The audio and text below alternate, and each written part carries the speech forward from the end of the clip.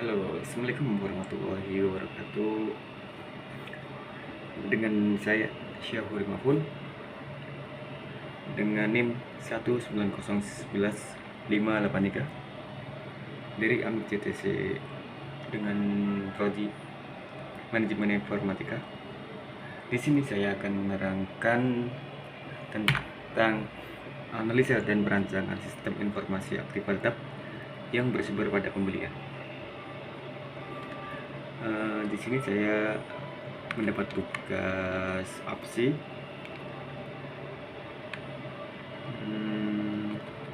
Kita langsung masuk aja ya. Kita lihat dari profil aktif tetap pada perusahaan. Dalam suatu institusi, aktif tetap merupakan salah satu modal kerja yang sangat penting yang dikelola dengan baik dari sisi persikmalan nilai manfaatnya maupun dari sisi keberadaannya agar dapat digunakan secara optimal. Begitu juga pengelolaan informasi mengenai aktiva-aktiva tersebut agar dapat digunakan untuk pengambilan keputusan yang baik. Suatu sistem dibuat untuk mendapatkan manfaat informasi secara maksimal. Sistem informasi aktiva tetap yang memenuhi user requirement dan bekerja dengan baik dapat menyediakan informasi yang tepat, akurat, yang dibutuhkan. User dapat dengan mudah mengetahui nilai perolehan, nilai akumulasi, penyusutan aktiva tetap yang sudah tidak menjadi milik perusahaan. Nilai yang berdampak pada laporan posisi keuangan ini menghasilkan laporan yang lebih akurat dan terpercaya. Kita masuk dalam pengamatan. Dalam pengelolaan aktiva tetap melalui pemanfaatan suatu sistem informasi aktiva tetap yang terdiri dari sistem informasi aktiva tetap yang terintegrasi dalam suatu sistem informasi maupun catatan manual, tetap harus patokan pada aturan-aturan keuangan yang berlaku terkait pengolahan aktiva.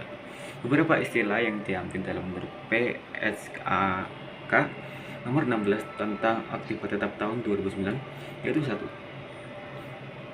Aktiva tetap adalah aktiva yang berwujud yang memiliki untuk digunakan untuk tujuan administratif dan diharapkan untuk digunakan selama lebih dari satu periode. Biaya perolehan dalam jumlah. Yang kedua, biaya perolehan dalam jumlah kas atau setara kas yang dibayarkan oleh imbalan lain diserahkan untuk memperoleh suatu aktiva pada perolehan. Yang ketiga, jumlah yang dapat disususkan adalah biaya perolehan suatu aktiva atau jumlah lain menjadi penggantian biaya perolehan dikurangi nilai residunya. Yang keempat,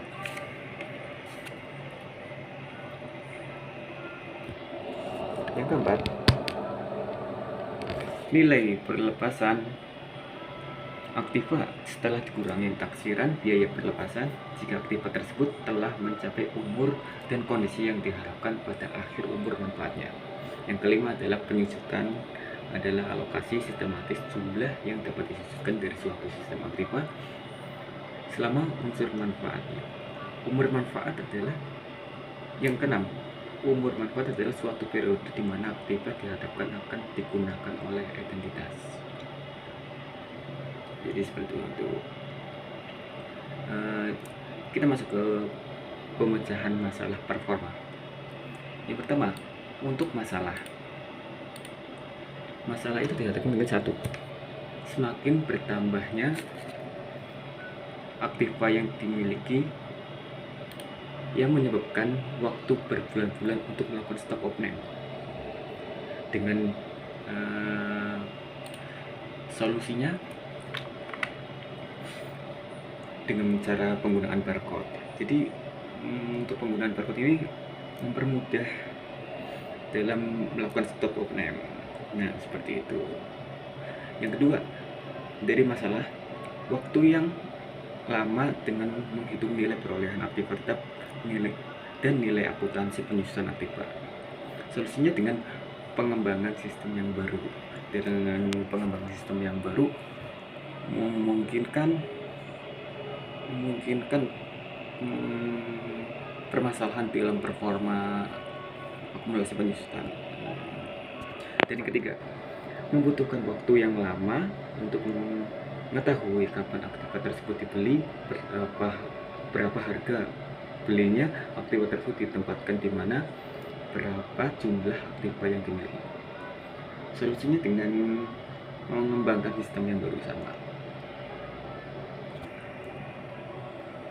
Dan kita masuk ke pemecahan masalah di bidang informasi dan data. Untuk masalahnya, kekurangan informasi yang diperlukan mengenai data supplier, pelanggan, aktiva penerimaan sumbangan, supplier keluar, dan perbaikan aktiva. Dengan solusi mengembangkan sistem yang baru. Kita mengembangkan sistem yang baru. Dan yang kedua, untuk masalah informasi yang tidak akurat dalam hal pemindahan aktiva peruangan. Dengan solusinya pengembangan sistem yang baru yang mempermudah pelaporan. Dan yang ketiga, dalam masalah data tidak terintegrasi. Dengan solusinya penggunaan database yang relational. Kita masuk yang ketiga, pemecahan masalah di bidang kontrol. Yang pertama dalam masalah data dalam file aktiva tetap tidak konsisten. Dengan solusi adalah yang pertama itu penggunaan database yang relation. Jadi data solusinya dengan database yang relation. Yang kedua adalah pengendalian untuk entry data ke dalam sistem masih lemah. Dengan solusi adalah pengembangan sistem baru yang sudah diberikan kontrol untuk entry data. Jadi tetap semua itu butuh perkembangan. Tidak ada. Yang ketiga adalah di bagian masalah tidak ada pengembalian terhadap pengolahan data oleh pihak yang tidak berwenang. Dengan solusinya dengan menambahkan user ID dan password setiap kali user akan masuk ke dalam sistem. Itu membantu dalam pengolahan data. Jadi ada ibaratnya ada privasi gitu. Oke. Kita masuk ke pemecahan masalah di efisiensi. Yang pertama adalah dari bagian masalah pencatatan pergerakan formulir PP. PP itu permintaan pembelian kurang dari efisien. Dengan solusi pengembangan sistem yang baru. Dan yang kedua dari masalah pengkodean aktiva yang tidak efisien. Dengan solusinya kita harus tetap mengembangkan sistem yang baru. Kita harus tetap upgrade. Dan kita masuk yang pemecahan yang terakhir, pemecahan masalah yang terakhir dengan servis. Masalah yang pertama, satu, sistem yang tidak berkompatibel dengan sistem-sistem yang lain.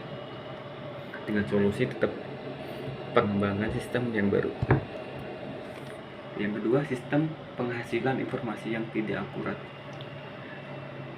Dengan solusi sama, pengembangan sistem yang baru. Dan yang ketiga, sistem penghasilan informasi yang tidak konsisten. Dengan solusi tetap sama, pengembangan sistem yang baru. Nah, ini masuk ke bagian kesimpulan. Sistem informasi aktiva tetap yang memenuhi user requirement dan bekerja dengan baik dapat menyediakan informasi yang tepat dan akurat dibutuhkan. User dapat dengan mudah mengetahui nilai perolehan dan nilai akumulasi penyusutan terhadap aktiva yang sudah tidak menjadi milik perusahaan, nilai yang berdampak pada laporan posisi keuangan. Ini dapat menghasilkan laporan yang lebih akurat, dapat dipercaya.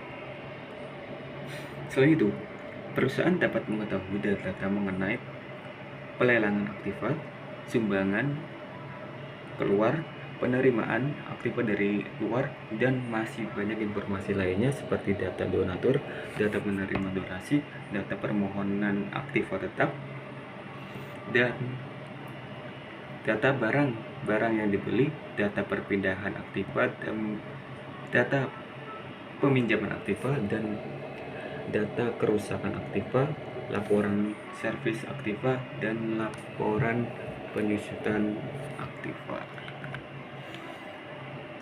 Demikian presentasi dan penjelasan dari saya. Sekian, terima kasih. Apabila banyak kekurangan, pasti ada kekurangan banyak. Sekian, terima kasih. Assalamualaikum warahmatullahi wabarakatuh.